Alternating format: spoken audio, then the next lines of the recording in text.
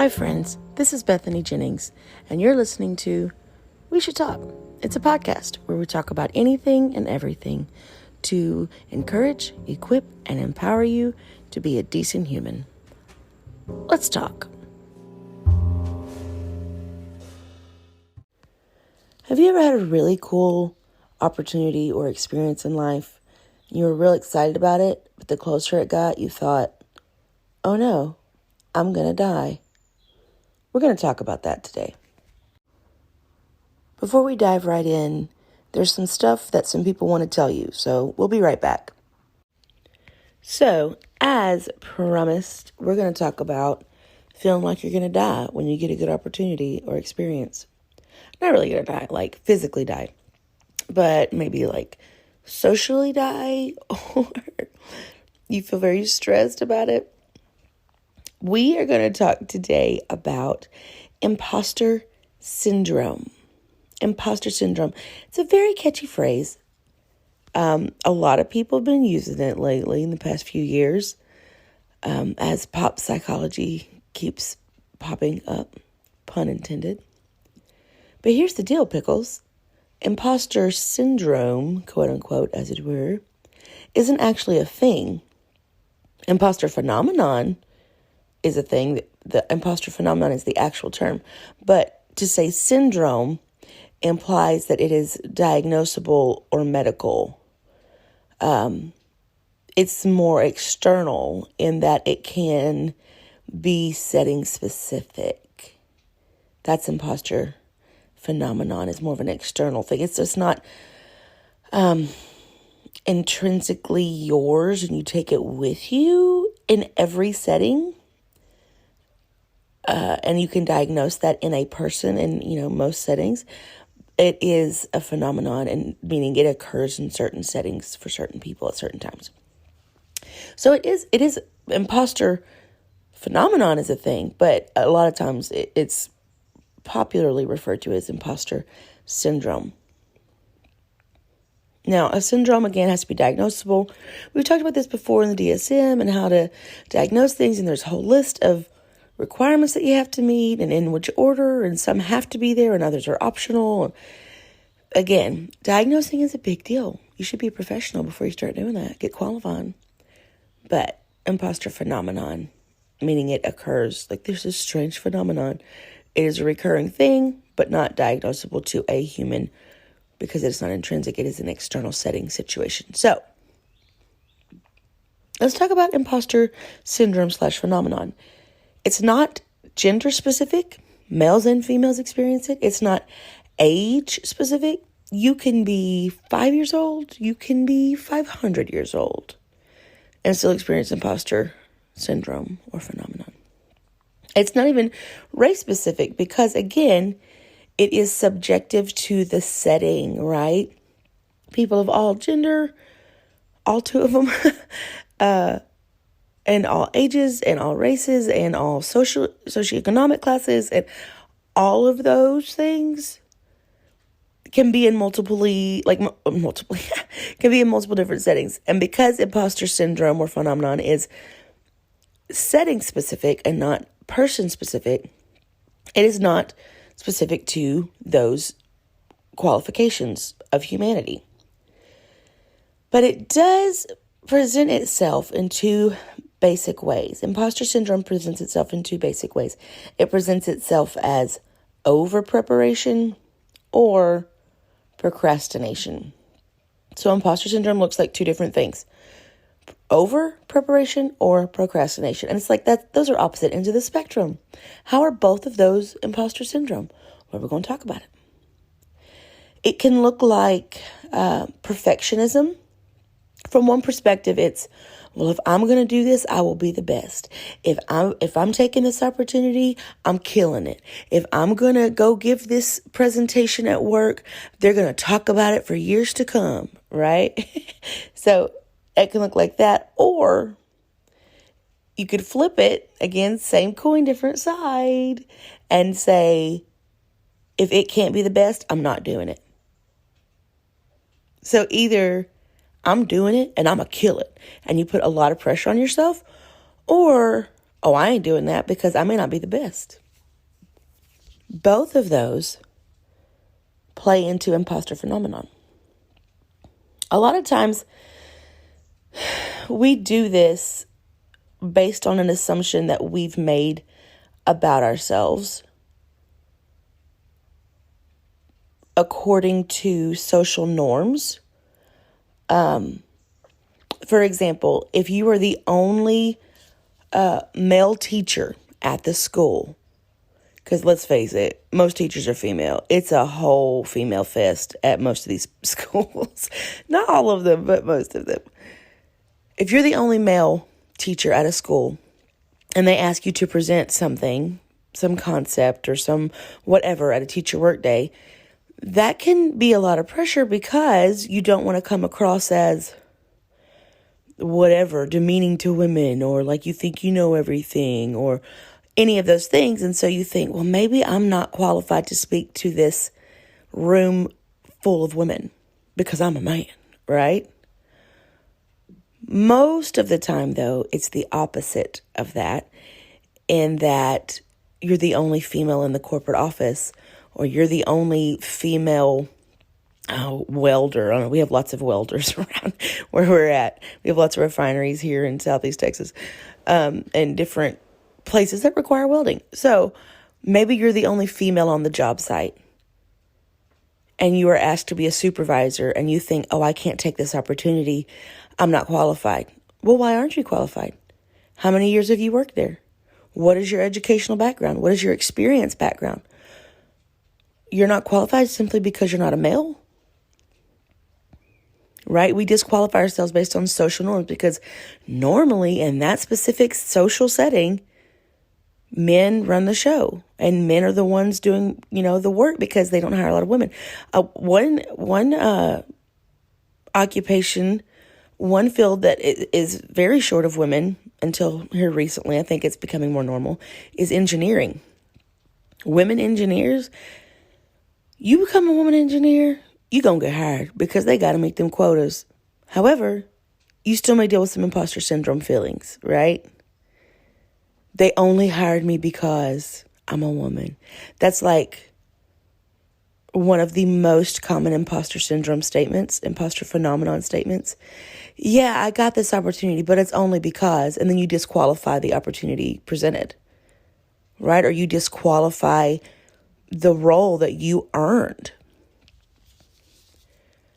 Let's say engineering, we have a university here, here in our backyard that engineering is one of the main things that they are known for, and so people come from worldwide to do the engineering program. That's why I thought about it. So again, if I'm not going to be the best, I'm not going to do it, or if I'm going to do it, it better be the best. And we do this we discount ourselves or disqualify ourselves, no matter how qualified we are, based on assumptions we've made about ourselves based on social norms, right? We see this sometimes with a lot of women ministers, and it can go both ways. It can go both ways in that a woman is called to a form of ministry that is predominantly male currently, and I'm trying to say this in a nice way. It's currently predominantly male. And so we think, oh, I have to tiptoe and I can't actually say all the things that the Lord is prompting me to say. And I can't actually minister those things that the Lord is wanting me to minister because I'm a woman. So we have that side of it.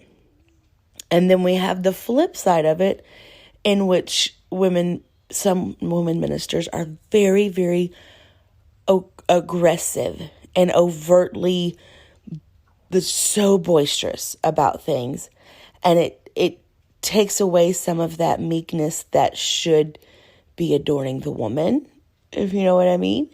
And so both of those have a very hard time being received by males and females, right? So if you are feeling the need to tiptoe around everything, you don't get the message across.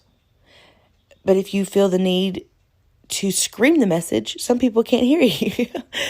So sometimes not just when ministers and not just in a pulpit, but sometimes in life we're saying things so loud that people can't hear them. Right? Proverbs says a soft answer turns away wrath. Sometimes you got to slow down and just say what needs to be said without screaming. So, based on social norms, we will make assumptions and disqualify ourselves.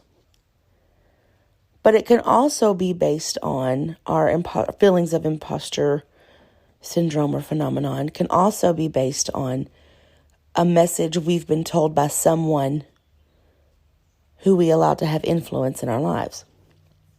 Now, this could be a parent figure. This could be a spiritual figure. This could be a spouse. This could be even your own child, right? Especially if you have one of them snotty teenagers that thinks they know everything. Like, Mom, don't do that. It's stupid. People think you're stupid. For the record, I feel like every child goes through something similar to that. But remember, they're children. And you're the adult. Don't let them control your life. You are the boss of you. So we can believe things that people say about us. So if as a child you were told, they only want to be friends with you because your brother's popular. Or they only want to date you because of your last name. Or, well, the teacher knows our family. That's why she gave you that opportunity. Or, there's lots of options. So as a child, if you're told these things, then you start to believe that you cannot achieve certain things on your own merit. You start to believe, well, I'm only successful because of who I know. Or I'm only successful because I happen to be born to these parents. Or I'm only popular because I happen to be related to so-and-so. And so you start to feel like your intrinsic value is decreased. And the only reason you have value or the ability to contribute in certain settings is because of other people and not yourself. With the parental figure, I mean, obviously your siblings can say things to you. If you're in a spiritually abusive relationship, a spiritually abusive, like meaning like with a spiritual leader in the church, maybe, I mean, it could be a pastor that you've dealt with in your history. It could be a leader in the church. It could be a lot of things. It could just be a fellow saint in the church. It doesn't have to be leadership. And I never, ever want our listeners to think that I would disrespect the ministry and pastoral relationships. But reality is, they are human as well. The church is made up of humans. And so human flaws tend to show up sometimes. But that I never, ever want my listeners to think that I am discounting their ministry, their leadership, their covering. Not at all. But you will see this if you get someone into your church who has previously been in an abusive spiritual relationship. They may not trust their ability to hear the voice of God. They may not trust their own prayers. They may not trust that they can make righteous decisions without a ridiculous amount of counsel, or they need someone else to pray for their need, or instead of trusting their own prayers. And that could be because a relationship that was spiritually based, be it a friend, a department leader, a pastor, or whatever, may have preached that to them, or may have, repeatedly told them, well, we know you're carnal, so we'll do the praying, right? Even if it's offhanded comments like that, when it's constant, you start to believe it. Or, well, I don't know why you would make that decision. Did you even talk to the pastor at all? Well, I chose to eat a tuna sandwich. I don't think I need to talk to the pastor about that specific lunch menu item. And so when it comes to the smallest decisions, that was a bit of a hyperbole, but when it comes to the smallest decisions in life, we think, we cannot progress without 4 counseling sessions with the bishop. And it's not that the bishop doesn't want to counsel you, and it's not that counsel is wrong. I mean, Scripture says there is safety in a multitude of counsel, wise counsel.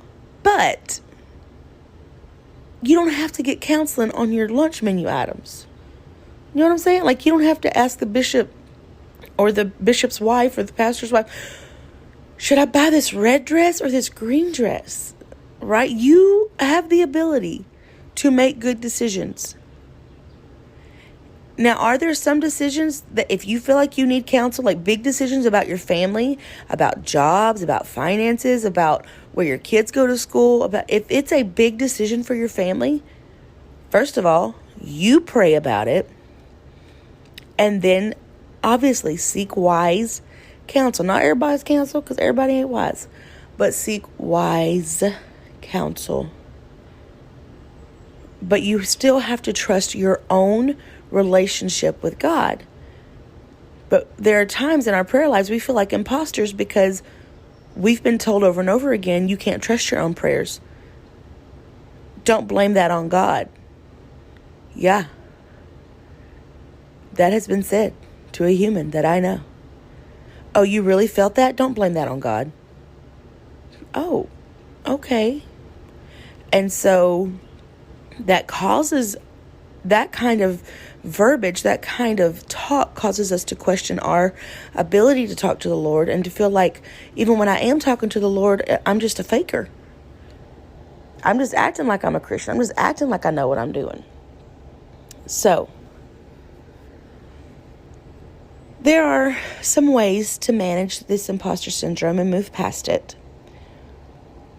The little voice that says you don't deserve to be here, the little voice that says you're a faker, they're going to find out you're a fraud, that little voice in your head, it does sometimes fade with maturity and experience. So the more you pray and the more those prayers are answered, you start to find out, oh, I am qualified to pray. Okay. Or, the more promotion you get on your job, the longer you are there, the more appreciated you begin to feel. You start to realize, oh, this isn't just because I'm a woman. This isn't just because I'm a black person. This isn't just because they need to meet some kind of quota and hire a minority. No, I have been here. I have earned my time here. I have earned their respect. And so time and maturity help. They really do. But here are a few ways to start silencing that voice while we're waiting on experience and maturity to help us out. Number 1, achieve goals for yourself and not just to prove others wrong. If you're going to achieve something, do it because it's something you want to do and not just to prove to other people that you can do it. You understand? For example, I have multiple degrees, but I was still pushing and going to school after I married David. And he said, "Babe, why are you going for that?" It's a specific field that I was getting a master's in at that point. And he said, "Why are you still going for that?" I said, "Because that's what I'm supposed to do. I mean, I have to get this. That's the next step." And he's like, "Okay, but is it going to help you? Like professionally, will you get a raise?" I was like, "I don't know." He said, "Okay, spiritually, like could it help you in your ministry?" I said, "I don't think so. I mean, maybe, but I don't think so." He said, "Then why are you doing it?" And it dawned on me, I don't really care about that specific master's degree. Why am I still pushing to get it? Because that was the next step. Because that's what was expected. And so I was achieving, shoulder to the plow, get through it, work your face off. But that's not what needed to happen in my life. And so I said, you know what? I don't need to achieve that specific thing for me to do what needs to be done in the calling that God has put on me. And so I dropped it. Are there other educational fields that did help me professionally and did set me up for different areas of ministry? Yes. Did I pursue some of them? Yes. Am I still planning to pursue some of them? Yes. But it's because I feel like that's what God needs me to do, not because that's what other people expect me to do. So if you're going to achieve things, do it for yourself, for the Lord, and not to prove that it can be done. Also, pretty practical way here to start silencing that little voice that tells you you're an imposter, you're a faker, and everyone's going to find out that you don't know what you're talking about. Keep a regular log of amazing things you've done to look at when you're feeling like you're in the wrong place. It can be simple things like, I aced that exam. I'm not faking my way through this. Like, I know the material. Or the boss bragged on me today for a job well done. Or it can be whatever. It can be the little things, it can be the big things. But if imposter syndrome / phenomenon is something you really are struggling with, keep a little journal. It can be on your phone, whatever. Just a list of achievements that you have accomplished, amazing things that you have conquered, so that you can realize, I conquered that. And not the people telling me I don't belong here. And not the little voice in my head saying I don't belong here. Right? And the third and final way is to realize that any achievement is because God allowed it. I'm not saying every opportunity is a God opportunity. You have to use wisdom. And again, that wise counsel we were talking about before. But if it's something you achieve, God allowed you to be there. Okay? It's not that you're there simply because you're a minority. It's not that you're there simply because of who your parents are or who you're married to or somebody else's last name or your new last name or whatever. If you are there, if God didn't want you there, He would not have allowed you to be there.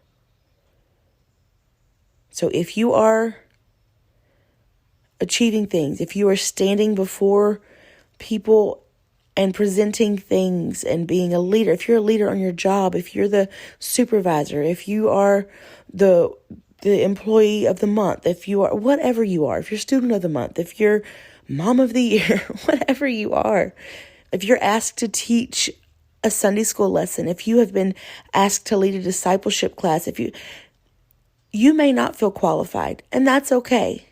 But the Lord's going to equip you because that's where He wants you. All right? So 1, achieve goals for yourself and not to prove people wrong. 2, keep a regular log of the amazing things that happen, not based on someone else's opinion of you and last name, but things that you do. And 3, remember that the Lord has got you where He wants you.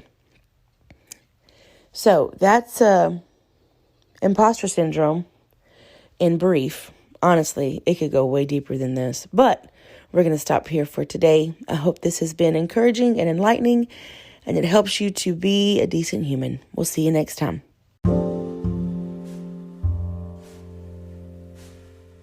Well, that was fun. I'm glad you stuck around for the whole thing, and thank you for talking to me today. Y'all go like and follow and review and do all the podcast things that people do. And don't forget to be a good human.